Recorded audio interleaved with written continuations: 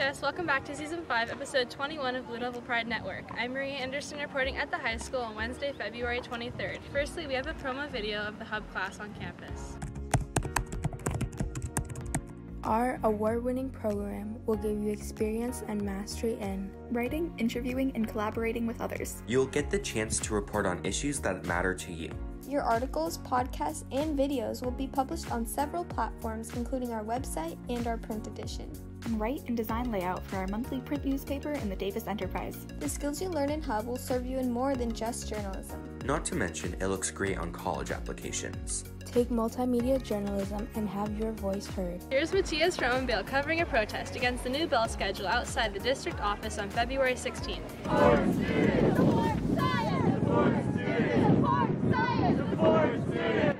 Over 20 students gathered outside of the Davis Joint Unified School District office on Wednesday, February 16th to protest the new secondary bell schedule.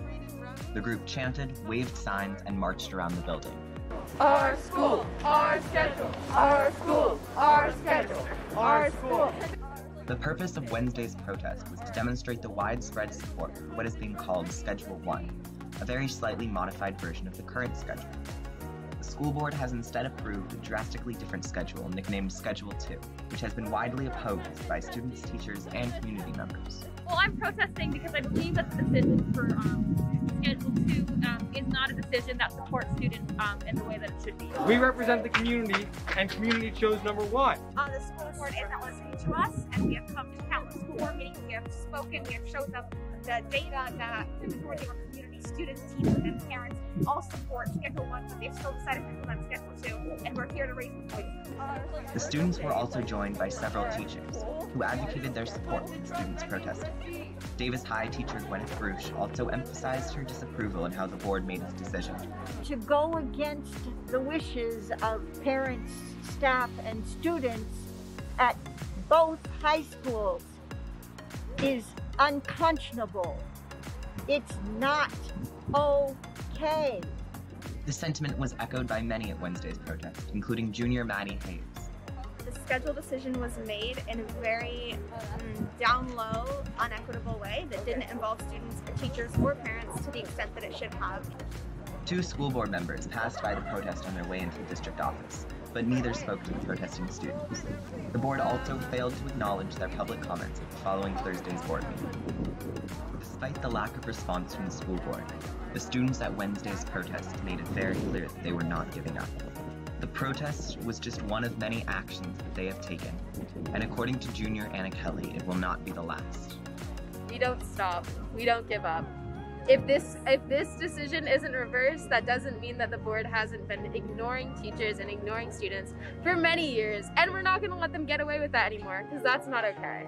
This is a hill I will die on. For BlueDevilHub.com, this is Mattias Rowenbale. Now on to the weekly Wednesday announcements from Stud Gov. Action. It's the wrong way. What's poppin', DHS? It's Grace. And it's Reagan. We're here to tell you guys about the weekly Stud Gov scoop. First off, we are selling flower grams in the quad today and tomorrow. They are $1 each, and you must know the recipients. Fourth period. Go buy them. Buy them. Buy them. Buy them. But. Next off, Stud Gov apps to be in the Stud Gov class are due February 25th. So if you want to be in the class, go fill out an app and turn it in by the 25th. Do it.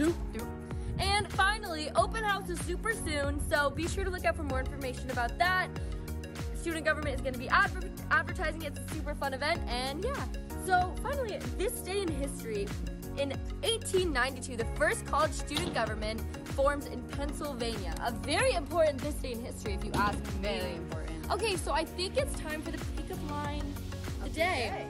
How much does a polar bear weigh? I don't know how much it weighs. Enough to break the ice. Oh! Hey Blue Devils, and welcome back to You Know What Time It Is. It's time for Guess That Teacher. So, this week's mystery teacher. Wait, I don't even know who last week's mystery teacher was. They didn't tell me. Okay, basically, I don't know who last week's mystery teacher is, so that's going to remain a mystery. But this week's mystery teacher was in China when they were constructing the Bird's Nest Olympics for the 2008 Summer Olympics. And the weather right now in Sydney, Australia is currently cloudy, with a high of 77 and a low of 66. Woo! finally hear the sports scores from the past week.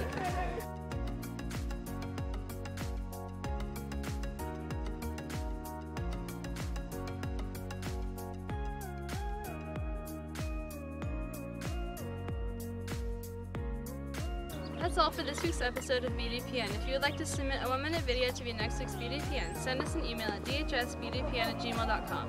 Make sure to follow our Instagram at Blue Devil Hub, our Facebook and our Twitter at DHS Hub, and our website, bluedevilhub.com, to see all of our articles, podcasts, and videos.